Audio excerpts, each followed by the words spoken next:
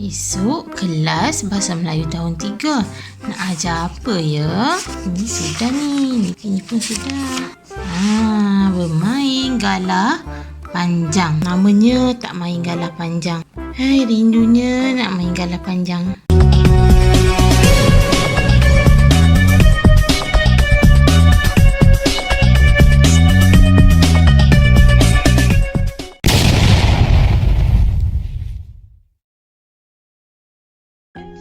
Hai, Assalamualaikum. Apa khabar semua?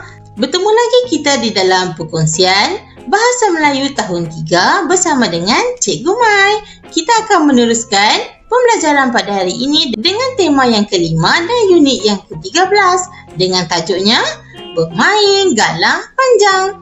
Pernahkah kamu bermain galah panjang? Bagaimanakah cara untuk bermain galah panjang? Mari kita tonton bagaimana cara untuk bermain galah panjang ini bersama-sama di dalam video cikgu kali ini. Jom! Standard kandungan yang akan digunakan pada hari ini ialah 5.2 iaitu memahami dan menggunakan pembentukan kata mengikut konteks. Manakala standard pembelajaran pula ialah 5.2.3 kurungan 1 iaitu memahami dan menggunakan kata majmuk mengikut konteks. Kurungan 1 iaitu kata ganda penuh.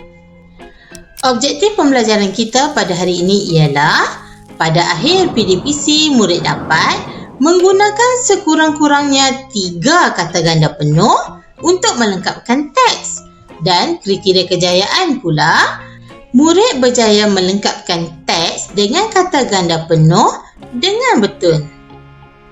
Hari ini, cikgu akan menekankan aspek tata bahasa. Murid-murid boleh buka buku teks halaman 6. Tanpa membuang masa lagi, mari kita mulakan. Baiklah murid-murid, kita mulakan dengan aktiviti yang pertama iaitu aktiviti membaca dan memahami maklumat berdasarkan petikan dan juga gambar. Mari kita lihat tajuk kita. Tajuknya ialah Bermain Galah Panjang. Mari kita baca petikan ini bersama-sama. Semasa di kampung, Hanif berpeluang untuk bermain galah panjang. Setelah pulang ke Melaka, Hanif menerangkan cara bermain galah panjang kepada kawan-kawannya. Dapat kita lihat di sini, Hanif ni dia orang Melaka. Tetapi pulang ke kampung pada cuti sekolah. Sewaktu berada di kampung, Hanif berpeluang bermain permainan galah panjang. Kamu pernah main tak? Permainan galah panjang merupakan permainan tradisional. Seronok main galah panjang ni. Bagaimana cara untuk bermain galah panjang? Galah panjang ni dia ada gelanggang dia tau. Nak tengok tak? Jom kita tonton gambar yang disediakan bersama-sama. Baiklah murid-murid, inilah gelanggang permainan galah panjang. Di dalam permainan galah panjang ini, kita akan membuat beberapa kotak menggunakan garisan-garisan lurus. Kita lihat permainan galah panjang ada 2 kumpulan. Sewaktu kumpulan pertama bermain, kumpulan satu lagi akan berperanan dan akan bertindak sebagai penyerang. Kemudian di dalam setiap kumpulan tersebut akan ada seorang ketua. Mereka akan bermain dan cuba melepasi garisan-garisan yang terdapat di dalam gelanggang tersebut. Satu kumpulan ialah pemain dan satu kumpulan lagi ialah penyerang. Penyerang akan cuba melepasi para pemain dan apabila kesemua pasukan telah tiba di garisan paling akhir, mereka akan dikira sebagai pemenang. Begitulah cara permainan galah panjang dimainkan. Baiklah murid-murid, mari kita baca bersama-sama cerita yang telah disampaikan oleh Hanif kepada kawan-kawannya di Melaka. Mari kita baca bersama-sama ya. Kawan-kawan, permainan galah panjang ialah sejenis permainan yang melintasi garisan-garisan terhalang. Galah panjang dimainkan oleh 2 pasukan iaitu pasukan penyerang dan pasukan pertahanan. Pasukan itu mempunyai 10 orang pemain. Pemain akan dibahagikan kepada 2 kumpulan tersebut. Mari kita teruskan. Ketua-ketua pasukan mengawasi setiap pemain. Apa jawapan yang pertama ni? Siapa yang akan menjaga garisan melintang di dalam gelanggang? Rujuk semula gambar yang diberikan. Pemain-pemain pertahanan kan? Pemain-pemain pasukan pertahanan akan menjaga garisan melintang di dalam gelanggang. Okey, baik. Ayat seterusnya. Tempat kosong hendaklah melepasi tempat kosong hingga garisan belakang sekali dan kembali semula ke garisan permulaan untuk memungut mata kemenangan. Apakah jawapan yang perlu kita masukkan ke dalam kedua-dua tempat kosong ini? Penyerang-penyerang hendaklah melepasi apa? Garisan hingga garisan belakang sekali dan kembali semula ke garisan permulaan untuk memungut mata kemenangan.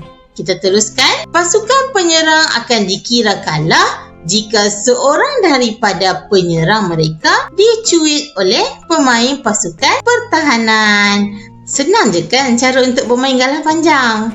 Baiklah murid-murid, jika kamu perhatikan petikan yang telah kita baca bersama-sama sebentar tadi, ada beberapa perkataan yang telah cikgu tulis dengan tulisan berwarna merah, betul? Perkataan-perkataan tersebut ialah kawan-kawan, garisan-garisan, ketua-ketua, pemain-pemain dan penyerang-penyerang. Betul? Apa maksud perkataan ini? Mengapa cikgu tulis dengan tulisan berwarna merah? Mari tonton perkongsian cikgu tentang perkataan-perkataan ini. Di dalam aktiviti yang kedua ini, cikgu akan menerangkan mengapa perkataan-perkataan tersebut cikgu tulis dengan tulisan berwarna merah. Perkataan-perkataan yang telah cikgu tulis dengan tulisan berwarna merah tersebut kita panggil sebagai kata ganda penuh. Apa maksud kata ganda penuh? Mari kita lihat info bahasa. Kata ganda penuh terbentuk daripada kata dasar yang diulang keseluruhannya dan diletakkan tanda sempang. Tanda macam tanda tolak tu. Itu kita panggil tanda sempang. Kita lihat contoh yang diberikan. Yang pertama ialah perkataan buku. Jika buku maksudnya terdapat satu buku sahaja. Apabila kita menyebut buku-buku, bermaksud buku tersebut bukan lagi satu tetapi banyak buku. Jadi kita ulang keseluruhan perkataan buku tersebut untuk menjadikannya kata ganda. Buku. Baiklah, yang kedua, guru. Seorang guru kita panggil guru. Kalau ramai guru, guru-guru. Kata ganda penuh membawa maksud jamak. Jamak bermaksud banyak. Macam tadilah kalau seorang guru bukan jamak satu saja. Tapi bila guru-guru bermaksud banyak, bermaksud ramai. Baiklah murid-murid, kita lihat contoh. Kawan tunggal, kawan-kawan jamak. Itulah yang cikgu masukkan sebentar tadi. Kalau satu sahaja tunggal, kalau banyak jamak. Boleh faham?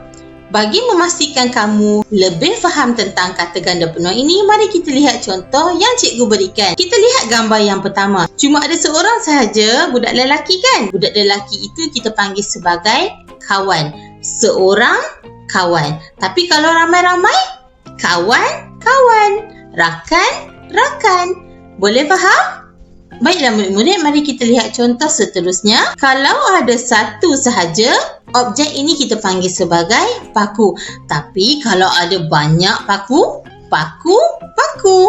Baiklah, untuk objek yang ketiga ini, kalau satu sahaja kita panggil pokok. Tapi kalau ada banyak, pokok.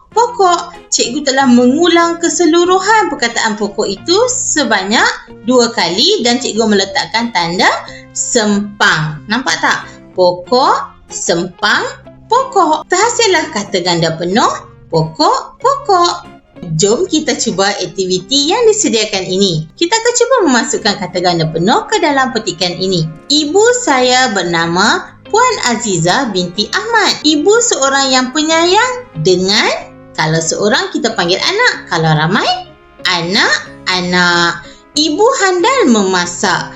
Rakan saya sering memuji masakan ibu. Kalau seorang rakan. Kalau ramai, rakan. Rakan-rakan saya sering memuji masakan ibu. Ibu bekerja sebagai seorang guru. Ibu amat disayangi oleh... Dekat sekolah ada siapa? Ada murid-murid kan? Ibu amat disayangi oleh murid-murid di sekolahnya. Maksudnya ramai murid sayang akan ibunya. Tahniah murid-murid kerana berjaya menggunakan kata ganda penuh dengan betul mengikut konteks. Baiklah, kita sudah sampai di akhir perkongsian cikgu pada kali ini. Cikgu ada menyediakan latihan. Sila klik pautan yang diberikan di bahagian deskripsi video cikgu ini untuk mendapatkan latihan tersebut. Sila lengkapkan latihan tersebut dan serahkan kepada guru mata pelajaran Bahasa Melayu di sekolah kamu. Sekian dahulu perkongsian cikgu untuk kali ini. Jangan lupa like, subscribe dan tekan butang loceng di sebelahnya. Semoga kita berjumpa lagi. Bye murid-murid.